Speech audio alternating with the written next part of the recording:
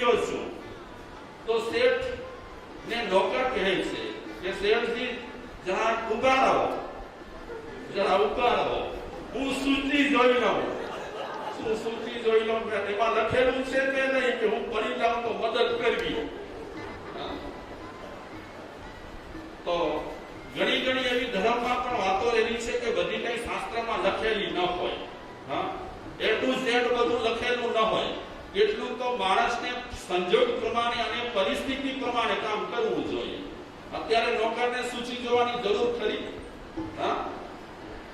સૂચિ જોવાની કાંઈ જરૂર નથી. અત્યારે તો નોકરને શું કામ કરવાનું હતું? જે શેઠની નોકરી કરતો હતો એ શેઠ પડી ગયા છે તો મદદે જવાનું હતું, સહાયતા આપવાની હતી, એના બદલે સૂચિ જવા લાગ્યો. આ ધર્મમાં પણ આપણે આવું જ ઘણી વખત કરીએ છીએ. કાંઈક એવી વાતો આવે ને પછી આગળમાં લખેલું છે કે નહીં? અરે બાપા, બધું લખેલું ન હોય. ભલે જીનેશ્વર પરમાત્માના આગમ છે, ભલે એકદમ સર્વજ્ઞ પ્રભુએ આગમો લખેલા છે, પણ કેટલીક વાતો પરિસ્થિતિ પ્રમાણે, સંજોગ પ્રમાણે વિવેક સાથે આપણને સમજવાની હોય. તો અત્યારે આપણે જે 18 શિષ્ટાચારની વાત કરીએ છીએ, પછી તમે એમ ન કહેતા મનુભાઈ કે 18 સિવાયના સૂચિમાં છે કે નહીં? સૂચિમાં નહીં હોય. એ પછી વિવેક રાખવાનો છે. આમાં સૂચિમાં એ વાત નથી કે સંસ્થાની વસ્તુઓ જ્યાં ત્યાં ફેંકવી નહીં, સંસ્થાની વસ્તુઓ જ્યાં ત્યાં વાપરવી નહીં, સંસ્થાની વસ્તુઓનો બગાડ ન કરવો. એ શિષ્ટાચારના 19 જે મુદ્દા 18 મુદ્દા રહેલા છે એમાં ક્યાં નથી કીધું. તો ત્યારે આપણને એ માનવું કે ન માનવું? તો પછી સૂચિ વાંચવાની. એ 18માં ક્યાં લખેલું નથી કે જમતી વખતે ઘોંઘાટ ન કરવો.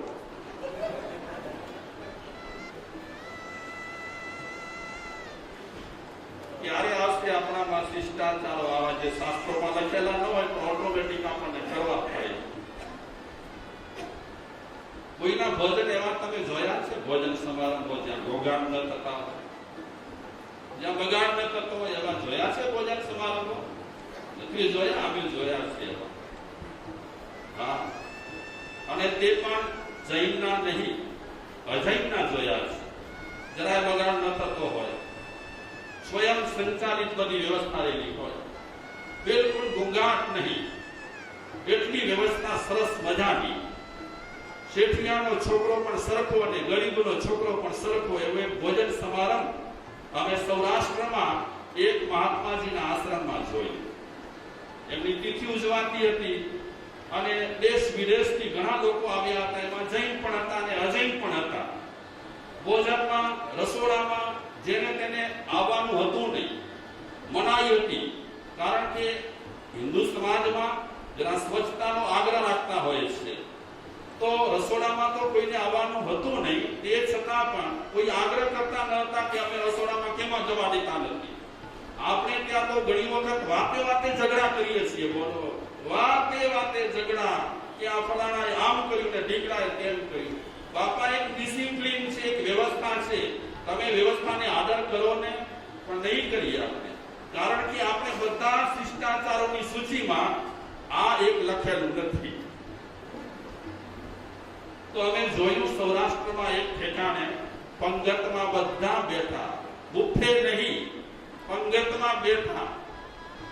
શ્રીમંત અને સામાન્ય બધા એક જ પંગતમાં.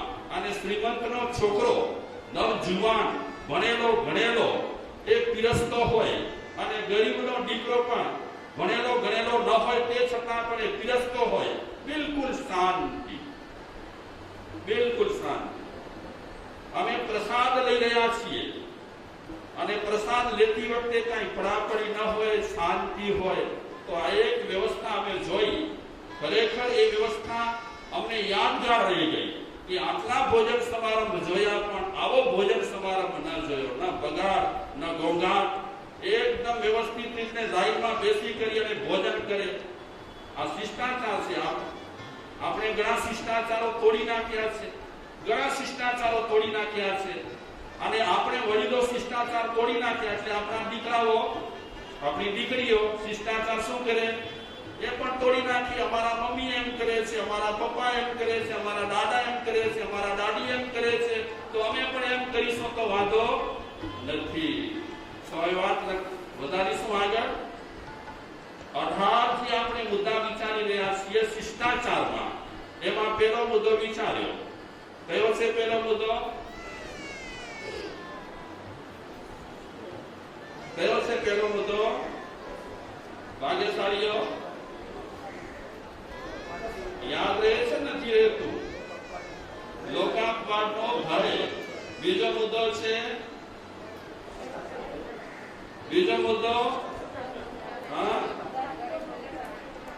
કઈ વાંધો નહીં, મને યાદ નથી, મને જોઈ લેવાનું. બિન ગરીબોને સહાયતા કરવાની, સહાનુભૂતિ આપવાની. ત્રીજો મુદ્દો છે, ત્રીજો મુદ્દો છે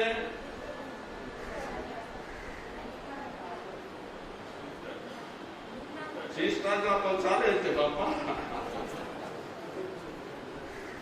ધ્યાન રહે છે? નથી રહેતું કે આપણે કયો વિષય ચલાવી રહ્યા છીએ? હા, ત્રીજો મુદ્દો છે એ પણ તમારો સાચો છે મુદ્દો, પણ આપણે ત્રીજો મુદ્દો વિચાર્યો હતો કૃતજ્ઞતા. યાદ રહ્યું? હા, હવે યાદ રહ્યું ને? થોડી બદામો ઓછી ખાતા જાઓ.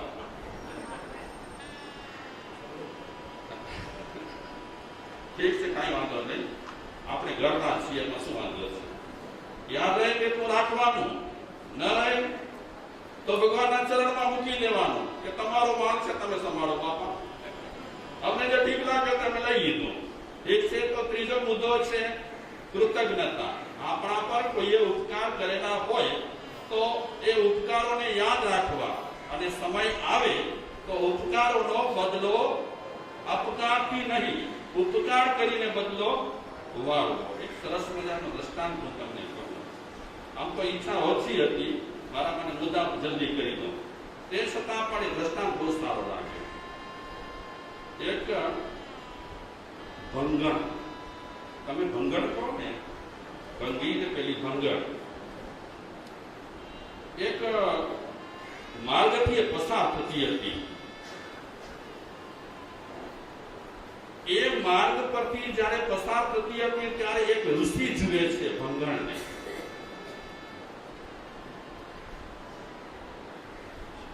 કઈ રીતે જુએ છે કે એ ભંગણના માથા પર ભરેલો કૂતરો હતો, એના હાથમાં એક ખપ્પર હતો,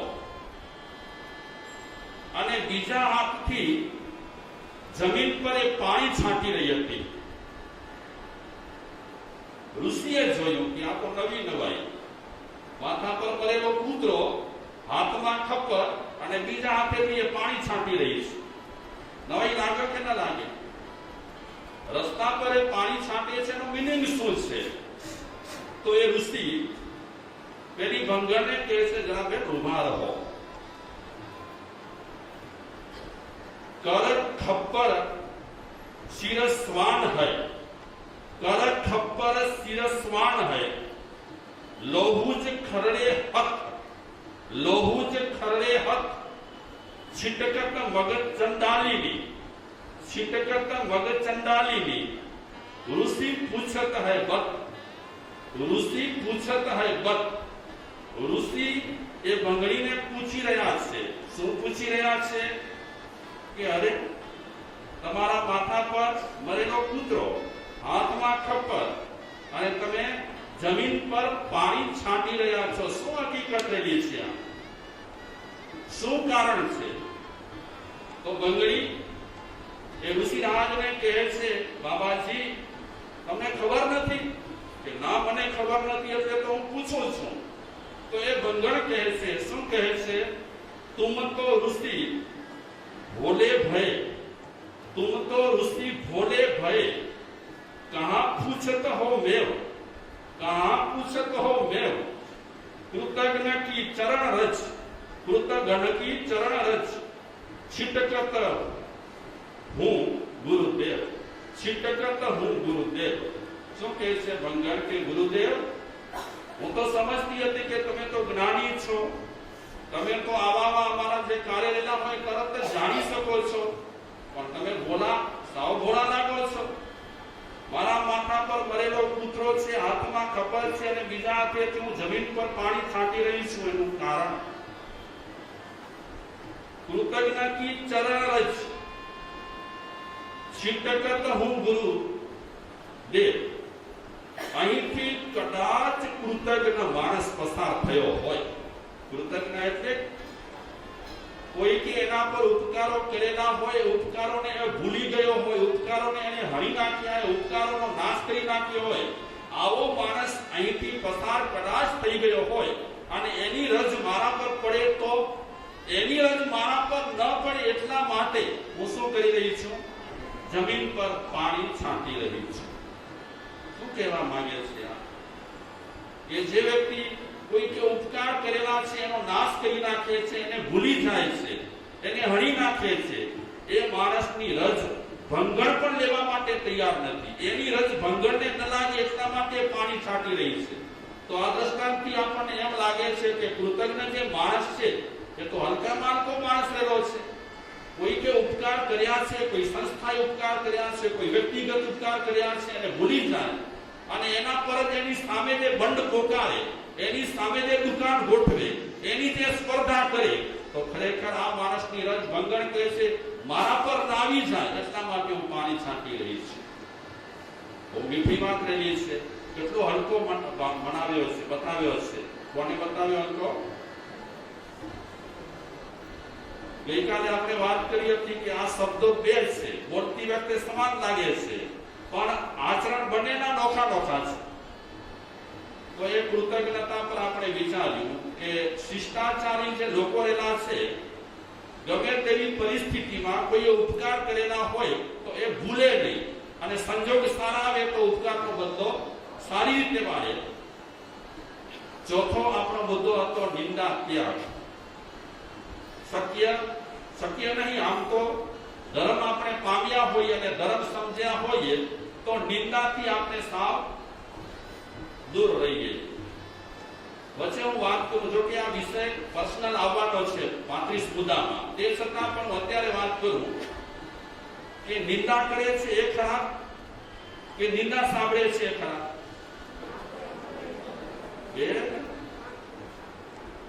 બે ખરાબ કઈ? સાચા છો તમે, બિલકુલ. મને નિંદા કરવાની ઈચ્છા ક્યારે થાય? હા, શું બીજ સામે હું નિંદા કરું? બીજ સામે નિંદા કરું ના કરું. મને કોઈ સામે મળે, કોઈ વ્યક્તિ મળે તો હું નિંદા કરું, તો બે માંથી વધારે ખરાબ કોણ? લો આટલી વારમાં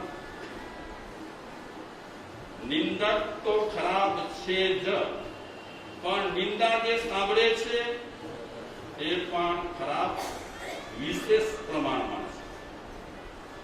મને સાંભળવાની ઈચ્છા નથી, તો કોના વિશે બોલે છે? જે હોય તે જવા દે, મારે નથી સાંભળવું. બે ધડક છાતી ઠોકીને કહી શકનારા માણસો કેટલા કે મારે કોઈની નિંદા સાંભળવી નથી. કઠિન કામ છે, બહુ અઘરું કામ છે, ઘણું જ અઘરું કામ છે. કારણ કે આજે સમાજમાં આનો ચેપ બહુ લાગી ગયો છે. શેનો ચેપ લાગી ગયો છે? નિંદાનો બહુ જ ચેપ લાગી ગયો છે, ઘણો ચેપ લાગી ગયો છે. અને આ ચેપ આપણા જીવન માટે ખતરનાક રહેલો છે, ભયંકર રહેલો છે. આ ચેપથી આપણે જેટલા બચીશું એટલું આપણા માટે સારું છે. પાંચમો મુદ્દો આપણે થોડો વિચાર્યો હતો કે વિદ્વાનોની, સાધુજનોની અને ગુણીજનોની શું કરવી? પ્રશંસા કરવી. આમાં તો ડોકરા બેસશે નહીં ને? નિંદામાં હજી ડોકરા બેસે, થોડા બેસે કે ના બેસે? બેનો, નિંદામાં ડોકરા બેસે ના બેસે? ન બેસે તો પ્રશંસામાં ડોકરા બેસે? બેસે. જેમ નિંદામાં કઈ ડોકરા બેસતા નથી તેમ પ્રશંસામાં પણ ડોકરા બેસતા નથી. બંનેમાં જો ડોકરા બેસતા ન હોય, ડોકરા એટલે સમજો ને, ડોકરા નથી કહેતો, બંનેમાં જો ડોકરા બેસતા ન હોય, પૈસા બેસતા ન હોય, તો આપણે બેમાંથી કોને પસંદ કરીએ? ફાયદો થતો હોય એને પસંદ કરીએ કે નુકસાની થતી હોય એને પસંદ કરીએ? હા, તો ફાયદો શેમાં થાય છે? બેમાંથી પ્રશંસામાંથી ફાયદો થાય છે. અને પ્રશંસા કરવામાં આમ જવા જઈએ ને તો કઈ વાંધો નહીં. અને આપણી જીભ એવી અવળચંડી છે અને એવી અવળચંડીની પ્રેક્ટિસ એને આપણે આપી દીધી છે કે સારા તરફ જેટલી વળતી નથી ને એટલી નરસા તરફ બહુ વળે છે. જેમ તપના દિવસો હોય, જપના દિવસો એના હોય, એક દિવસ એવો રાખીએ કે આખો દિવસ રાત કોઈની નિંદા પૂતલી કરવી. જો મગજ ફરશે, આપણું મગજ ફરશે. જેમ કોઈ વ્યસની હોય અને એને આપણે કહીએ કે તું બીડી ન પીજે અને આખો દિવસ જો એને બીડી પીધેલી ન હોય તો એને શું થાય? મગજ ફરે. તો એ રીતે જેને નિંદાની ટેવ રહેલી હોય, પૂથલી કરવાની ટેવ રહેલી હોય, એને આપણે એક દિવસનો પ્રતિબંધ મૂકી દઈએ એટલે એનું મગજ ફરે. એ ચાર જણાને કે આજે હું બેચેન છું, મને બોલાવતો નહીં. બહુ કઠણ કામ છે. આ વ્યસન છે ને બહુ ખરાબ છે. નિંદાનું બહુ ખરાબ વ્યસન છે. એક વખત આપણે લુલીબાઈને એવું શીખવાડીએ અને લુલીબાઈને ઓળખો ને કેમ બેઠા છે? મોઢામાં બેઠા છે. એને આપણે શીખવાડીએ કે બેન જરાક આ બાજુ વળતો, જરાક નિંદા છોડી દે, પ્રશંસા કરતો. હું પ્રશંસા કરું, મારો દાખલો આપું. હું તમારી ખૂબ પ્રશંસા કરું. હું તમને ગમું કે ના ગમું? સાચું કહેજો. ગમું કે ના ગમું? હું તમને બધાને કહું, વાહ શું તમારું જીવન છે. મને તો પ્રણામ કરવાની ઈચ્છા થાય છે. શું તમારામાં ધર્મની ઢગસ છે. ઓહો ઓહો, કેવું થાય મનમાં? કેવું થાય? બેનો બોલો તો. હા, મજા આવે ને? શું કહું તમે બારે જઈને? મારા છે એટલા સરસ છે, એટલા સરસ છે, એટલું મીઠું બોલે છે. મજા આવી ગઈ. પ્રશંસા થઈ, સ્વાભાવિક છે. તમે મારી પ્રશંસા કરો તો હું ખુશ થાઉં કે ન થાઉં? હા. મારી તમે નિંદા કરો તો ખુશ થાવ? તો તમે એમ કહો ને મારે તો તમે ખબર, પણ હું તમારી નિંદા કરું તો તમને ગમે કે ના ગમે? હા, ગમે? નથી ગમતી નિંદા. અને હંમેશા નિંદા છે ને દુશ્મનને વધારે. નિંદા દુશ્મનાવટ પણ વધારે. મેં અમિતભાઈની નિંદા કરી અને અમિતભાઈને મનુભાઈએ કીધું કે આજે તો મારે તમારા વિશે આવું બોલતા હતા. અને અમિતભાઈ એ સાંભળે કેવું લાગે? મારા પર ભાવ રહેલો હોય, હા, શું થઈ જાય? નિંદા અભાવ પેદા કરે, પ્રશંસા ભાવ પેદા કરે. અને આપણે ત્યાં અનુમોદનાની પદ્ધતિ છે ને બહુ બેસ્ટ છે, બહુ સારી છે. આપણે જે સારા કાર્યની અનુમોદના કરીએ છીએ એ વ્યક્તિને જોઈ નથી કરતા. શેને જોઈને કરીએ છીએ? એને સારું કામ કર્યું છે માટે અમે અનુમોદના કરીએ છીએ. એ વ્યક્તિ ગમે તેવો હોય ને પણ એને સારું કામ કર્યું છે. અનુમોદનાની પ્રણાલિકા ઘણા સમાજોમાં છે, બહુ સારી છે. અને પ્રશંસા તો બહુ જરૂરી છે. खुशामद तो खुदा को भी प्यारी है.